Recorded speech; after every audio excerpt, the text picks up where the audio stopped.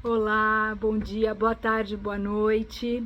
Hoje eu vou fazer a leitura de um item do Evangelho segundo o Espiritismo, que é do capítulo 17, Sede Perfeitos. Eu vou lá direto para a instrução dos Espíritos, no item 7, que é o item O Dever, que é escrito por Lázaro. É um texto belíssimo que vai trazer muitas reflexões para a gente. Eu espero que vocês bebam dessa fonte tão maravilhosa que é o próprio Evangelho. E então vamos ao texto. Aí a gente faz um comentário depois, tá? O dever é a obrigação moral da criatura para consigo mesma, primeiro, e em seguida para com os outros. O dever é a lei da vida. Com ele, deparamos nas mais ínfimas particularidades, como nos atos mais elevados. Quero aqui falar apenas do dever moral, e não do dever que as profissões impõem. Então, logo no primeiro parágrafo, ele já fala, olha, o dever é primeiro com você, conosco mesmo. Depois a gente vai para o próximo. E aí a gente tem que ter o discernimento desse dever nos mínimos detalhes dos nossos comportamentos cotidianos, dos sentimentos que a gente traz para dentro da gente. Vamos em frente. Na ordem dos sentimentos, o dever é muito difícil de cumprir-se por se achar em antagonismo com as atrações do interesse do coração. Não tem testemunhas e as suas vitórias, e não estão sujeitas à repressão suas derrotas. O dever íntimo do homem fica entregue ao seu livre-arbítrio. O aguilhão da consciência, guardião da probidade interior, o adverte e sustenta, mas muitas vezes mostra-se impotente diante dos sofismas da paixão. Fielmente observado, o dever do coração eleva o homem como determiná-lo, porém com exatidão? Onde ele começa, onde termina? O dever principia para cada um de vós exatamente no ponto em que ameaçais a felicidade ou a tranquilidade do vosso próximo. Acaba no limite que não desejais ninguém transponha com relação a vós. Deus criou todos os homens iguais para a dor, pequenos ou grandes, ignorantes ou instruídos, sofrem todos pelas mesmas causas, a fim de que cada um julgue em sã consciência o mal que pode fazer. Com relação ao bem, infinitamente vario nas suas expressões, não é o mesmo critério. A igualdade em face da dor é uma sublime providência de Deus, que quer que todos os seus filhos, instruídos pela experiência comum, não pratiquem o mal, alegando ignorância de seus efeitos. O dever é o resumo prático de todas as especulações morais. É uma bravura da alma que enfrenta as angústias da luta, é austero e brando, pronto a dobrar-se às mais diversas complicações, conserva-se inflexível diante de suas tentações. O homem que cumpre o seu dever ama a Deus mais do que as criaturas e ama as criaturas mais do que a si mesmo. É a um tempo juiz e escravo em causa própria. O dever é o mais belo laurel da razão. Descende desta como de sua mãe o filho. O homem tem de amar o dever, não porque preserve de males a vida, males aos quais a humanidade não pode subtrair-se, mas porque confere à alma o vigor necessário ao seu desenvolvimento. O dever cresce e irradia sobre mais elevada forma em cada um dos estágios superiores da humanidade. Jamais cessa a obrigação moral da criatura para com Deus. Tem essa de refletir as virtudes do Eterno, que não aceita esboços imperfeitos, porque quer que a beleza de sua obra resplandeça aos seus próprios olhos. Lázaro, Paris, 1863. Já dizia Jesus que continua trabalhando assim como o Pai. Continua trabalhando. Então, se eles trabalham, se eles ainda se colocam perante as suas vidas eternas, no caso de Deus, a infinitude, por que nós não teremos que trabalhar, não teremos que ter o nosso estágio aqui na encarnação como principal meio de se colocar a caminho para com Deus? E é só através desse dever, o dever que a gente tem para conosco, através da nossa autoiluminação, do nosso próprio arrefecimento interno, mas para com o próximo. E auxiliá-lo em tudo que ele precisar. Não importa que do lado de fora a gente tem ainda nesse planeta muita violência, muitas coisas ruins que acontecem, a gente toma notícia disso. Mas não traga isso para o seu coração. Pelo contrário, tranquilize-se e foque o seu esforço, mesmo que ele ainda seja pequeno, no dever que você tem para consigo e para com o próximo. Porque ele vai crescer à medida em que você se colocar à marcha. Ele vai. Porque é isso que nos torna maiores, é isso que nos torna melhores, é isso que nos torna capazes de fazer da nossa própria jornada algo que vai nos levar além, psiquicamente, emocionalmente, nos colocará de novo acerca de energias espirituais que nos refaçam, que nos protejam, que nos afastem de entidades que são mais ignorantes ou ainda em estágios menos evoluídos, e que vai fazer com que tudo isso transforme a nós mesmos, transforme o nosso íntimo, os nossos aposentos íntimos. E é isso. O nosso dever é amar, o nosso dever é colocar-se em marcha perante o Cristo.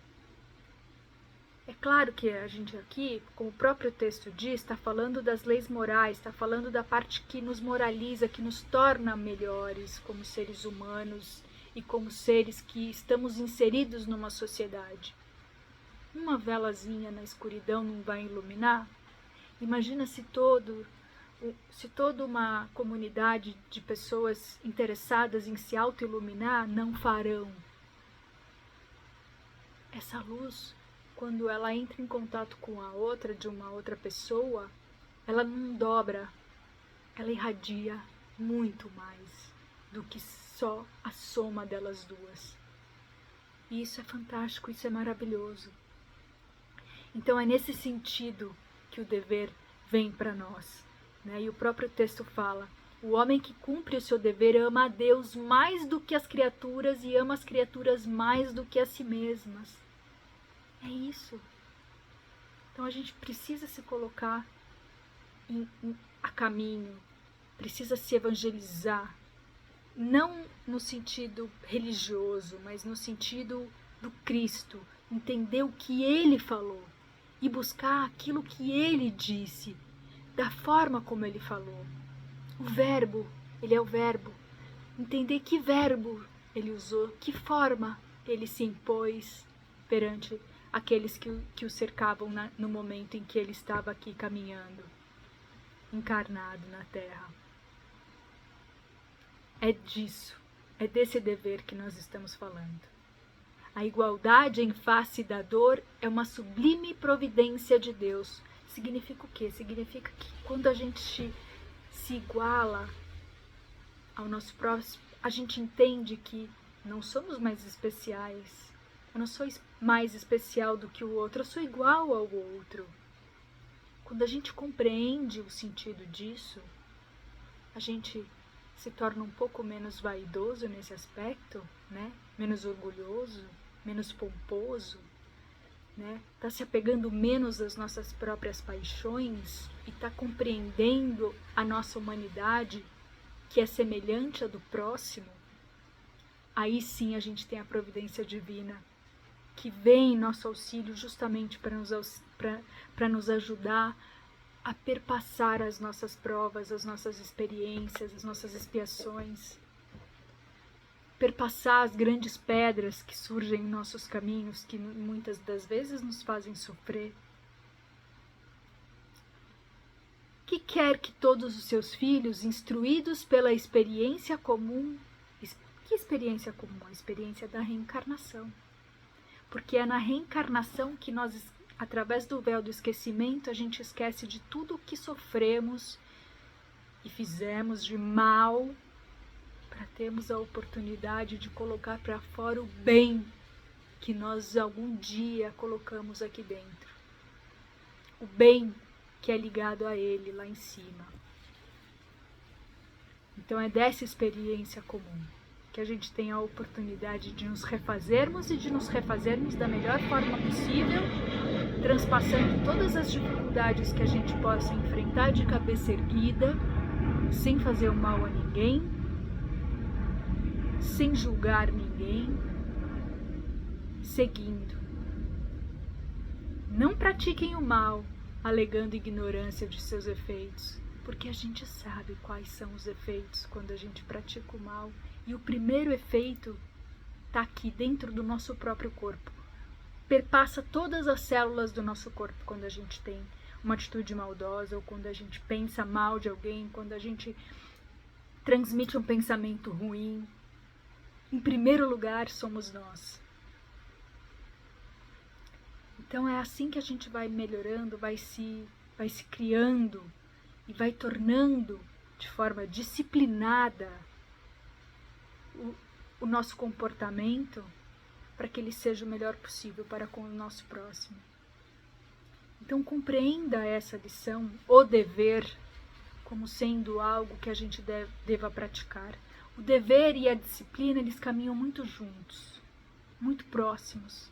Eles estão intimamente ligados, para que a gente possa, através da disciplina, transformar o nosso comportamento, que às vezes sai sem querer. Opa, peraí, deixa eu melhorar isso não tá legal, eu nem penso mais assim. E transforma, trazer para consciência aquilo que não funciona mais para você. Significa que você já deu um passo à frente. Significa que você já não...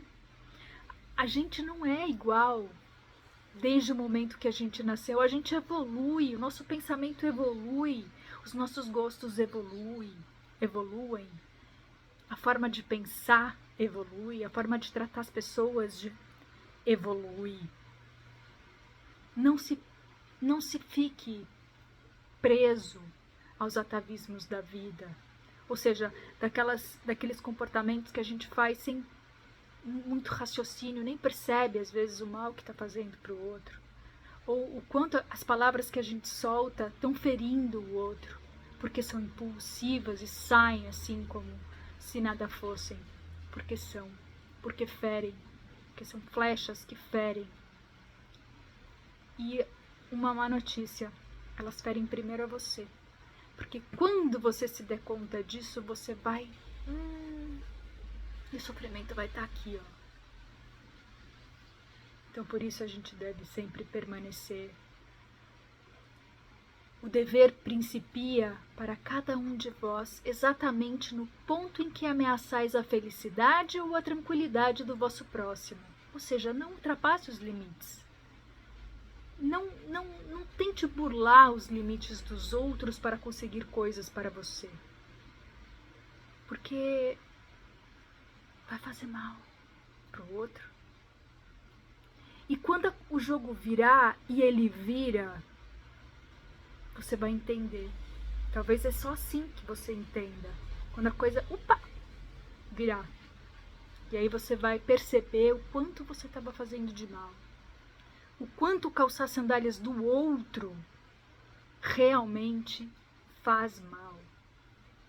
E às vezes a gente só tem conhecimento disso, a gente só tem contato com essa noção quando acontece com a gente.